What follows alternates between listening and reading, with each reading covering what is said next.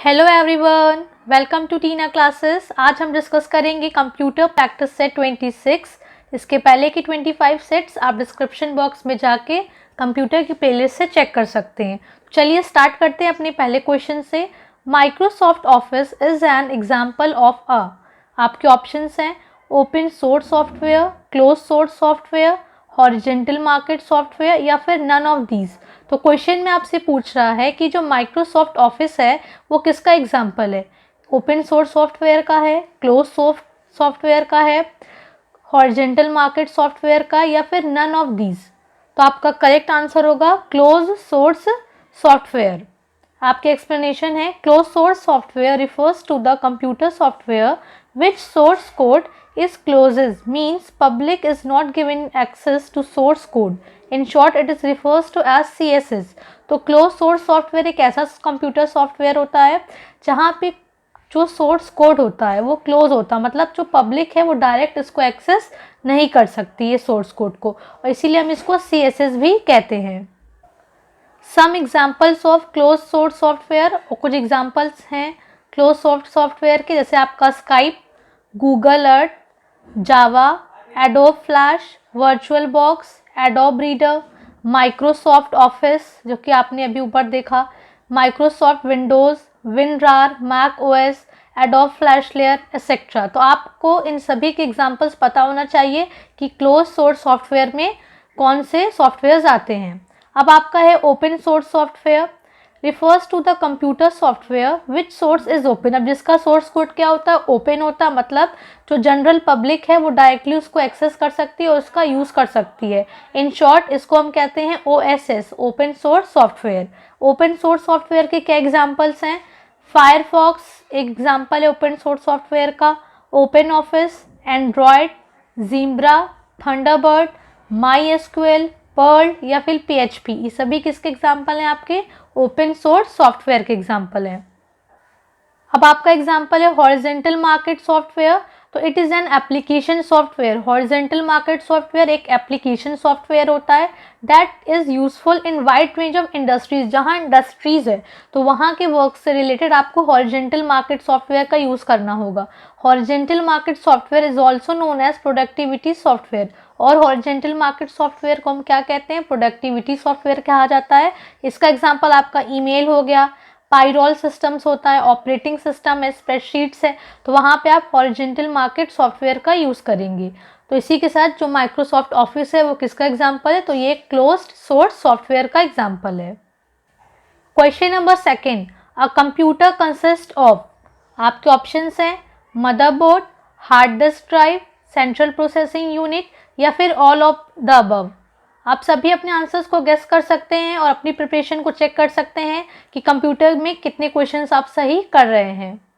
तो आपका correct answer होगा ऑल ऑफ द अबव। एक कंप्यूटर में क्या क्या चीज़ें होती हैं, मदरबोर्ड होता है, हार्ड डिस्क ड्राइव होती है, CPU होती है, और ऑल ऑफ द अबव सभी ही चीज़ें होती हैं।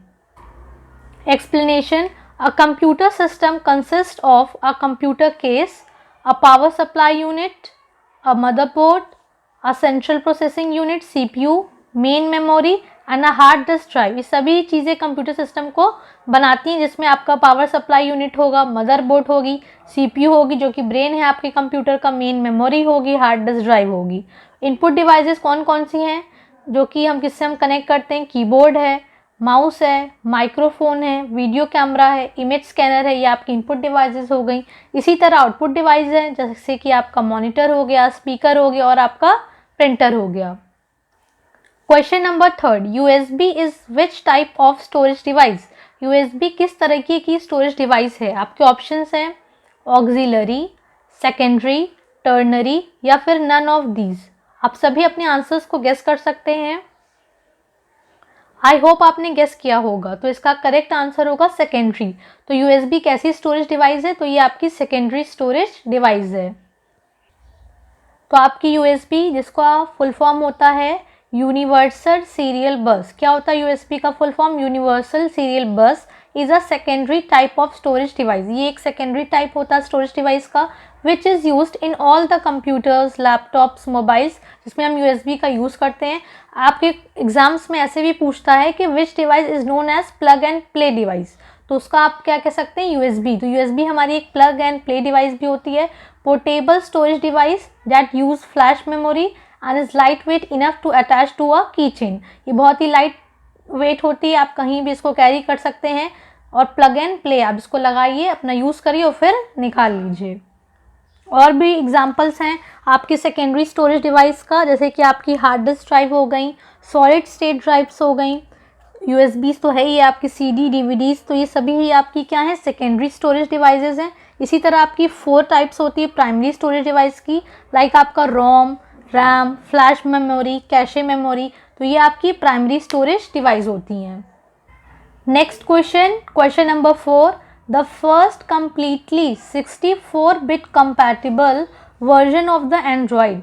आपके ऑप्शंस हैं Android 2.3 Gingerbread, Android 4.0 ice cream sandwich, Android 5.0 lollipop, या फिर नन ऑफ दीज। इसमें क्वेश्चन में आपसे पूछ रहा है कि पहला completely 64-bit compatible version Android का कब आया था, या फिर कौन सा है वो।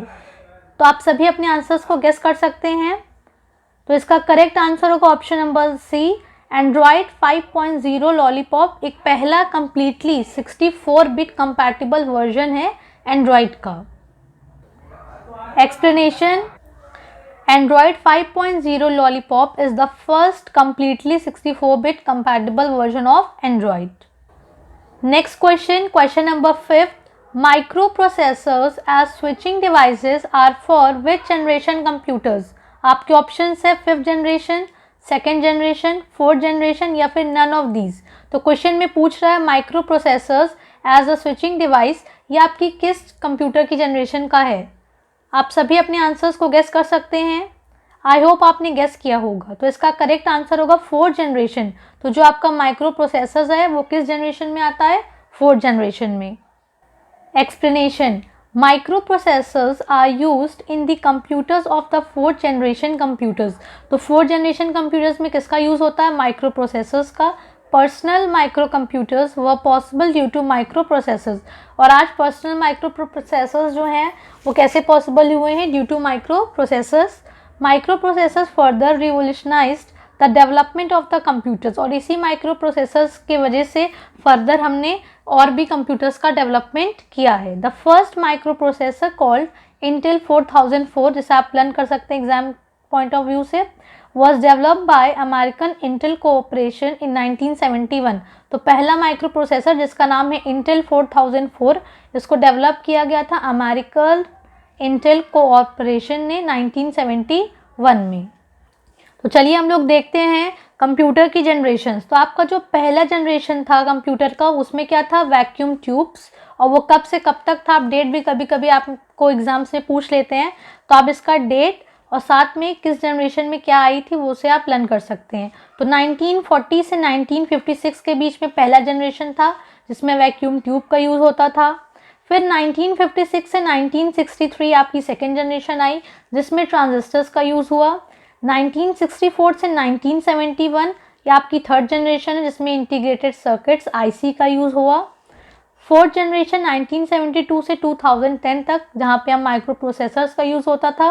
अब 2010 जो कि आपकी फिफ्थ जनरेशन सबसे लेटेस्ट है, यहाँ पे आर्टिफिशियल इंटेलिजेंस की हेल्प से कंप्यूटर्स को क्या कहते हैं, ऑपरेट होता है।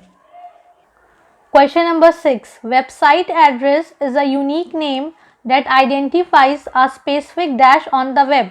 तो जो वेबसाइट एड्रेस होता है ये एक यूनिक नेम होता है जो आइडेंटिफाई करता है वेब पे किस चीज़ को, क्या स्पेसिफिक चीज़ हम वेबसाइट के एड्रेस के थ्रू आइडेंटिफाई कर सकते हैं। आपके ऑप्शंस है वेब पेज को, वेब ब्राउज़र को, वेबसाइट्स को, या फिर नन ऑफ दीज। आप सभी अपने आंसर्स को गेस कर सकते हैं। आई होप आपने गेस किया होगा। तो इसका करेक्ट आंसर होगा website. Explanation, website address is a unique name. तो वेबसाइट एड्रेस एक यूनिक नेम है जिसके थ्रू आप एक स्पेसिफिक वेबसाइट्स को वेब पे सर्च कर सकते हैं या फिर पता लगा सकते हैं। Question number 7, match the correct memory units. 4 bits, 1024 KB, 1024 TB, 8 bit, और एक साथ आपकी यूनिट्स दी हैं 1 MB, 1 बाइट, 1 निबल, 1 PB। आप सभी अपने आंसर्स को गेस कर सकते हैं। आई होप आपने गेस किया होगा। तो इसका करेक्ट आंसर होगा ऑप्शन नंबर सी। तो चलिए मैच करते हैं। 4 बिट, तो 4 बिट किसके बराबर होती है? तो 4 बिट आपकी बराबर होती है एक निबल के 1024 KB यानी किलोबाइट। तो 1024 KB किसके बराबर होती है? ये आपकी 1 MB के इक्वल होती है। 1024 TB टेराबाइट, तो ये इक्वल होती है 1024 TB यानी 1024 टेराबाइट। तो ये हो जाएगा आपका 1 PB यानी 1 पेटाबाइट। फिर आपका लास्ट है 8 बिट जो कि इक्वल होता है 1 बाइट के। Next question, question number 8, which device is required for the internet connection? Internet connection के लिए कौन सी डिवाइस की आपको रिक्वायरमेंट होती है? आपके ऑप्शंस हैं फ्लॉपी डिस्क, मॉडम, निक कार्ड या फिर नन ऑफ दीज। आप सभी अपने आंसर्स को गेस कर सकते हैं। आई होप आपने गेस कर लिया होगा। तो इसका करेक्ट आंसर होगा ऑप्शन नंबर बी, मॉडम। तो modem is required for the internet connection. Explanation, the device required for the internet connection is a modem, जिसको हम लोग बोलते हैं मॉड्यूलेटर या फिर डीमॉड्यूलेटर। मॉडम का फुल फॉर्म क्या है? Modulator. Demodulator is a network hardware device, ये एक हार्डवेयर डिवाइस है पहली बात। और कैसी? नेटवर्क हार्डवेयर डिवाइस है। दैट मॉड्यूलेट्स वन और मोर कैरियर वेव सिग्नल्स, यह क्या करती है? जो वेव सिग्नल्स होती है उनको मॉड्यूलेट करती है to encode digital information for transmission, ताकि ये डिजिटल इंफॉर्मेशन को एनकोड करके उसे ट्रांसमिट कर सके। नेक्स्ट क्वेश्चन आपकी स्क्रीन पे question number 9, GIMP is A/N। तो GIMP क्या है? एक एप्लीकेशन सॉफ्टवेयर है, एक फोटो एडिटर है, या फिर डायग्नोस्टिक यूटिलिटी सॉफ्टवेयर है, या फिर नन ऑफ दीज। आप सभी अपने आंसर्स को गेस कर सकते हैं। आई होप आपने गेस किया होगा। तो इसका करेक्ट आंसर होगा option number B, photo editor. तो GIMP एक फोटो एडिटर होता है। GIMP जिसका फुल फॉर्म है JNU इमेज मैनिपुलेशन प्रोग्राम। तो ये एग्जाम्स में आ चुका है, ये बहुत इंपॉर्टेंट है, इसे आप लर्न कर सकते हैं कि GIMP क्या है। तो ये JNU इमेज मैनिपुलेशन प्रोग्राम है, is a free and open source raster graphics editor. ये क्या है? ये एक फ्री और open source raster graphic editor है। किस लिए इसे हम यूज़ करते हैं? तो ये इमेज को मैनिपुलेशन करने के लिए यूज़ होता है। इमेज मैनिपुलेशन मतलब रीटचिंग एंड इमेज एडिटिंग। अगर आप इमेज को एडिट कर रहे हैं या फिर फ्री फॉर्म ड्राइंग कर रहे हैं, transcoding between different image file formats, उनके बीच में अगर ट्रांसकोडिंग कर रहे हैं आपको, या फिर एक से ज़्यादा कई स्पेशलाइज्ड टास्क के लिए आप JIMP का यूज़ कर सकते हैं। अगेन जिसका फुल फॉर्म है JNU इमेज मैनिपुलेशन प्रोग्राम। चलिए अदर ऑप्शंस के बारे में भी पढ़ते हैं। डायग्नोस्टिक प्रोग्राम क्या होता है? Diagnostic program is a software tool used to diagnose problems with a particular set of the hardware devices। अगर आपकी हार्डवेयर डिवाइसेस में कोई भी प्रॉब्लम है तो उसको डायग्नोस करने के लिए हम लोग डायग्नोस्टिक प्रोग्राम का यूज़ करते हैं। ये भी एक तरह का सॉफ्टवेयर टूल होता है। It can be used by train technician, और इसका यूज़ एक ट्रेन टेक्नीशियन ही करते हैं, और by the owner of the device, जिसकी डिवाइस है या फिर उसका ओनर करता है, to identify and resolve the hardware issues. तो हार्डवेयर से रिलेटेड जो भी इशूज़ हैं आपके कंप्यूटर्स के, तो उसके लिए आप डायग्नोस्टिक प्रोग्राम सॉफ्टवेयर टूल का यूज़ कर सकते हैं। लास्ट एप्लीकेशन सॉफ्टवेयर, जिसको आप और किस नाम से जानते हैं? End user programs include such things as. अब एप्लीकेशन सॉफ्टवेयर में क्या है? आपका डेटाबेस के जितने प्रोग्राम्स है वो। अब आपका वर्ड प्रोसेसर है, तो ये भी एक कैसा सॉफ्टवेयर है? ये एक एप्लीकेशन सॉफ्टवेयर जहाँ पे आप MS वर्ड से रिलेटेड जितनी भी चीज़ें करते हैं। आपका वेब ब्राउज़र हो गया, स्प्रेडशीट हो गई, तो आप यहाँ पे अपने शीट्स पे वर्क करते हैं। तो ये सभी किसके एग्जाम्पल है? एप्लीकेशन सॉफ्टवेयर के एग्जाम्पल है। Question number 10, the main purpose of software is to convert data into. तो मेन पर्पस क्या होता है किसी भी सॉफ्टवेयर का? डेटा को किस में कन्वर्ट करने के लिए? तो आपके ऑप्शंस है प्रोग्राम में कन्वर्ट करने के लिए, वेबसाइट्स में कन्वर्ट करने के लिए, या फिर इंफॉर्मेशन में, या फिर नन ऑफ दीज। आप सभी अपने आंसर्स को गेस कर सकते हैं। आई होप आपने गेस किया होगा। तो इसका करेक्ट आंसर है इंफॉर्मेशन। तो मेन पर्पस किसी भी सॉफ्टवेयर का क्या होगा? जो भी डेटा आप उसको फीड करेंगे उसको वो इंफॉर्मेशन में कन्वर्ट करेगा। When the data is processed into sets according to the context, it provides information. तो डेटा क्या होता है, जब डेटा प्रोसेस्ड होता है अकॉर्डिंग टू कंटेक्स्ट, जो भी हमने उसमें दी है इन्फॉर्मेशन, तो वो हमको क्या देता है, हमको एक इन्फॉर्मेशन प्रोवाइड करता है. डेटा रिफर्स टू, डेटा से आप क्या समझते हैं, data refers to raw input. जब किसी भी चीज़ों को आपने इनपुट किया उसका रिजल्ट लेने के लिए, तो वो प्रोसेस होके अरेंज होके हमको एक मीनिंगफुल आउटपुट देता है. और वही आउटपुट आप किस रूप में देखते हैं, उसको एक इन्फॉर्मेशन के फॉर्म में देखते हैं.